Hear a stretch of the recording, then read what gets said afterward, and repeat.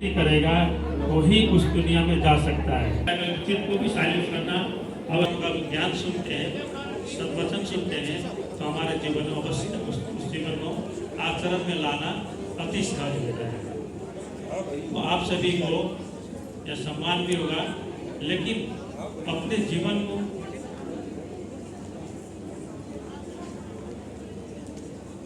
तो इसलिए हम सभी क्या करेंगे। अभी देखिए, डॉक्टर को बोलता है, डॉक्टर को अगर कोई व्याधि को रोग ठीक कर देता है, हम उसको क्या बोलते हैं, आप तो भगवान हमारे लिए कहा जाता है।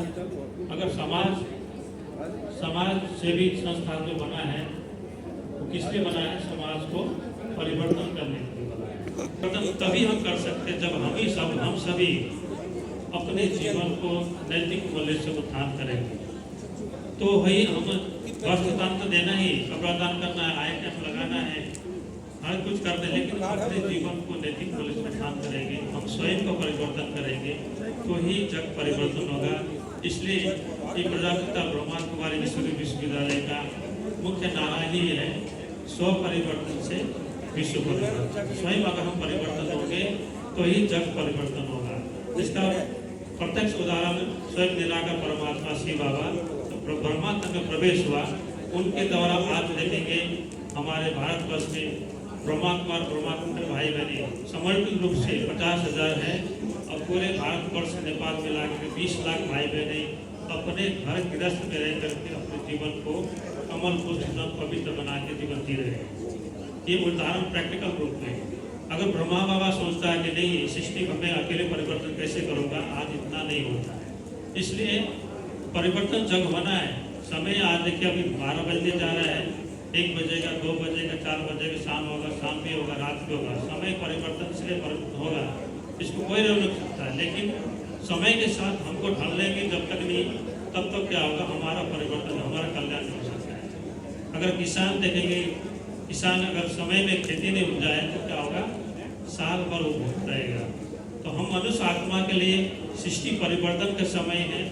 अभी अवश्य रूप से अभी शाम के बाद सुबह होना है, इसको कोई नहीं रोक सकता है। सतयुग गया, त्रेता युग गया, द्वापर युग गया, कलयुग गया, अवश्य ही सतयुग आना है, इसको कोई नहीं रोक सकता। लेकिन सतयुग में वही जाएगा जो अपने जीवन को अपने अंदर नैतिक मूल्य को उत्थान करेगा, अपने आत्मा के अंदर दिव्य गुण धारण करेगा, वही जा करके नर से नारायण बनेगा, वही आत्मा जा करके नारी से लक्ष्मण बनेगा। और सुख की चैन की बांसुरी में जहाँ कोई प्रकार का दुख अशांति का नाम निशान नहीं है। इसको कहा गया सुख और शांति संपन्नता की दुनिया है ना। सुख भी है, संपत्ति भी अथाह है, जहाँ हीरे मोती का महल होगा, और संपन्नता भी है, आत्मा के अंदर दिव्य गुण भी है। इससे परिपूर्ण हम होंगे। अब थैंक यू भी बोलेंगे। हमारे बीच दीदी भी आए हैं, का ज्ञान दिया है। आदरणीय शक्ति दीदी जी हमारे बीच में आ रहे हैं। सभी करतल ध्वनि से स्वागत करेंगे दीदी जी का।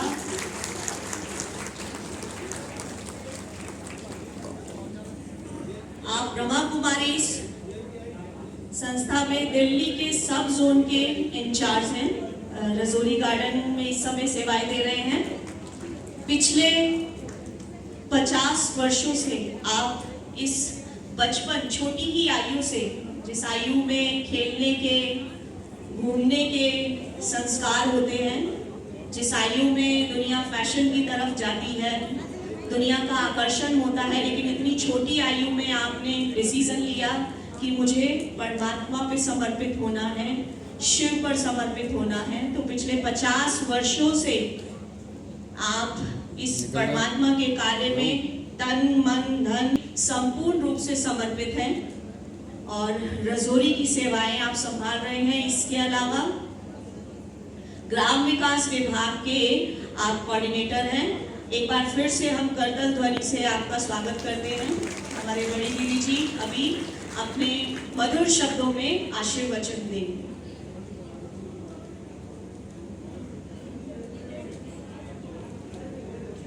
ओम शांति। प्यार से सभी बोलेंगे ओम शांति, ओम शांति, ओम शांति, ओम शांति। आप सबका प्रभु के घर में बहुत बहुत दिल से, दिल की गहराइयों से स्वागत है, स्वागत है, स्वागत है। सामने आप पढ़ रहे हैं, बहुत ही सुंदर। आज आपको खुशियों का उपहार मिलने वाला है, जो हमारी शिवानी में है, जिसको सुनने के लिए ही आप यहाँ पर आए हैं। हमको तो सुनते ही रहते हैं। मानव जीवन में दो चीजें चाहता है, खजाना और तंदुरुस्ती। खजाना और तंदुरुस्ती। तो खुशी के लिए कहा जाता है, खुशी जैसी खुराक नहीं, खुशी जैसी खुराक नहीं और चिंता जैसा मर्ज नहीं।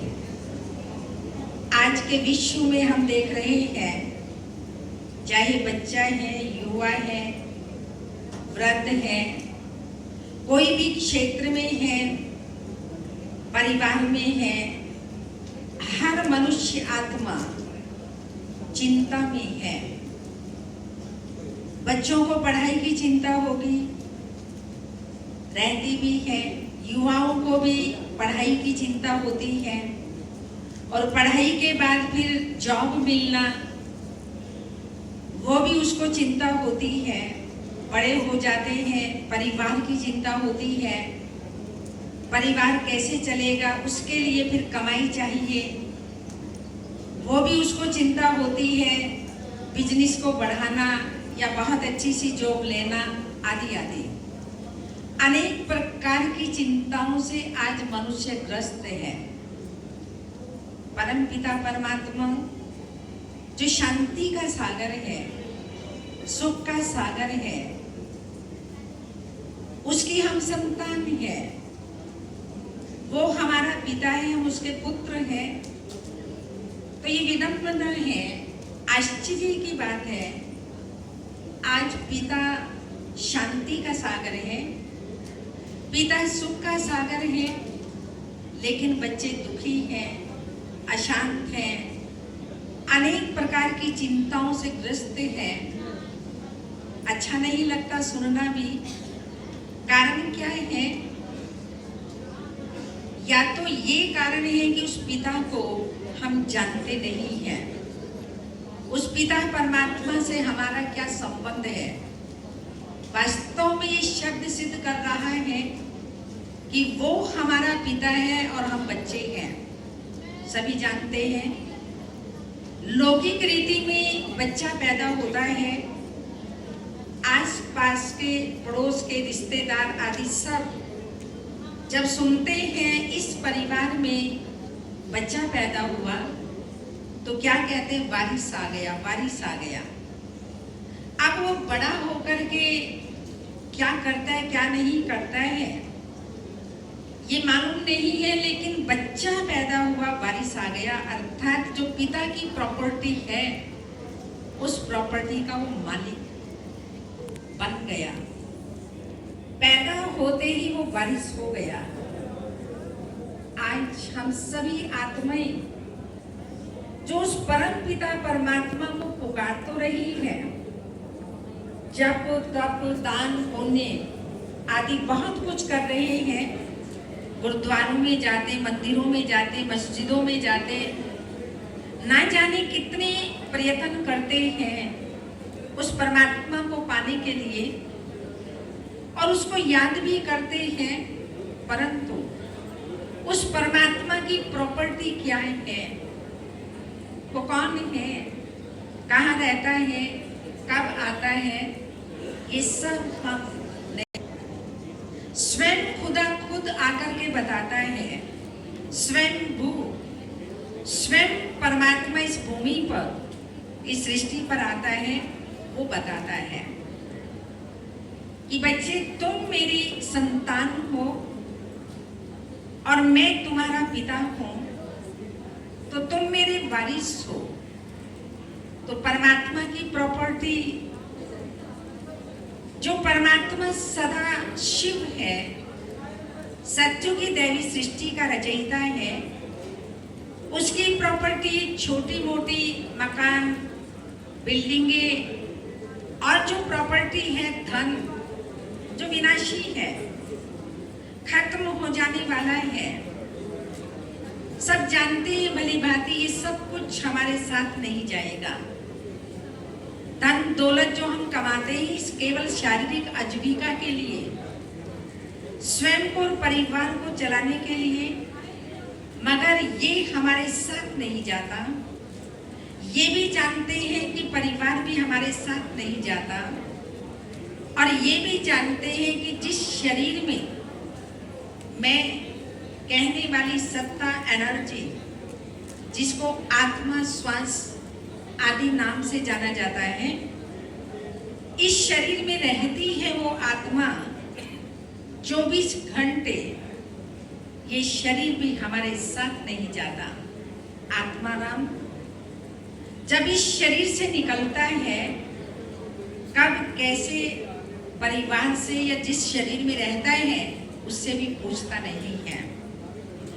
तो ये शरीर विनाशी है, और शरीर से संबंधित जो भी वस्तु है, व्यक्ति है, वैभव है, वो सब भी विनाशी है। कुछ भी हमारे साथ चलने वाला नहीं है, ये सब जानते हैं। परंतु तो भी इन सब में ही आज व्यक्ति इतना फंसा हुआ है, इतना फंसा हुआ है। अगर कोई हमारी छोटी बहन, ब्रह्मा कुमारी बहनें निमंत्रण देती है और कहती है, भाई साहब व बहन जी, आप इस ईश्वरीय विश्वविद्यालय में आइएगा, 7 दिन का कोर्स कीजिएगा, राज्यों में मेडिटेशन सीखिएगा आदि। मेजॉरिटी लोग यही कहते हैं, बहन जी हमारे पास समय नहीं है, घर परिवार को संभालना पड़ता है, ऑफिस में जाना पड़ता है, इतने टाइम पर निकलना पड़ता है, रात हो जाती है, दूर दूर इतना स्थानों पर जब जाते हैं, रास्ते में इतना ट्रैफिक होता है, 8 बज जाते हैं, फिर खाना पीना खाना, फिर सो जाते हैं। प्यारे भाइयों और बहनों, समय इतना तीव्र गति से चल रहा है, इतना फास्ट गति से चल रहा है, कब वर्ष शुरू होता है, समाप्त हो जाता है, पता ही नहीं पड़ता। महीना शुरू होता है, समाप्त होता है, पता नहीं पड़ता। सप्ताह शुरू होता है, समाप्त हो जाता है, पता नहीं पड़ता। और सुबह होती है, शाम होती है, तो क्या कहेंगे, यूं ही जिंदगी तमाम होती है। तो समय आकर के कभी भी आपको ये नहीं कहेगा कि मैं आ गया, तुम श्रेष्ठ कर्म कर लो, अच्छे कर्म कर लो, परमात्मा को याद कर लो। आप अपने जीवन में ये स्पिरिचुअलिटी की कमाई कर लो, कभी समय आकर के नहीं कहेगा। लेकिन जिसने श्रेष्ठ कर्म करने होते हैं, श्रेष्ठ कर्मों की कमाई जमा करनी होती है, श्रेष्ठ कर्मों की पूंजी अपनी जमा करनी होती है, वो कभी भी समय का इंतजार नहीं करता, क्योंकि समय हमारी रचना है और हम रचयिता हैं। समय तो आता और चला जाता है, लेकिन श्रेष्ठ कर्म करने वालों को पहले ही अपने लिए सोचना होता है, और सोच समझ करके फिर अपनी ये कमाई करनी होती है जो हमारे साथ चलेगी। वो कमाई है जो परम पिता परमात्मा वर्तमान समय राज्यों मेडिटेशन के द्वारा जो मानव जीवन में सर्व शक्तियां चाहिए, सर्व गुण चाहिए, ज्ञान चाहिए, जिसको दूसरे शब्दों में हम कह सकते हैं जीवन जीने की कला, परमात्मा राज्यों मेडिटेशन के द्वारा सिखा रही है। यही वास्तव में उस परम पिता परमात्मा की प्रॉपर्टी है। सर्व शक्तियां, सर्व ज्ञान और सर्व गुण जिस राज्यों मेडिटेशन के द्वारा मनुष्य जो इस ईश्वरीय विश्वविद्यालय की डिग्री है वो बन जाता है सर्वगुण संपन्न, 16 कला संपूर्ण, संपूर्ण निर्विकारी, मर्यादा पुरुषोत्तम देवता। जो बहन अभी सुना रहे थे कि देवी देवताएं 16 कला संपूर्ण है और इस लक्ष्य जीवन का है यहाँ का मनुष्य से देवता बनना। जो कहावत भी है, नर ऐसी करनी करे जो नारायण बन जाए और नारी ऐसी करनी करे जो लक्ष्मी बन जाए।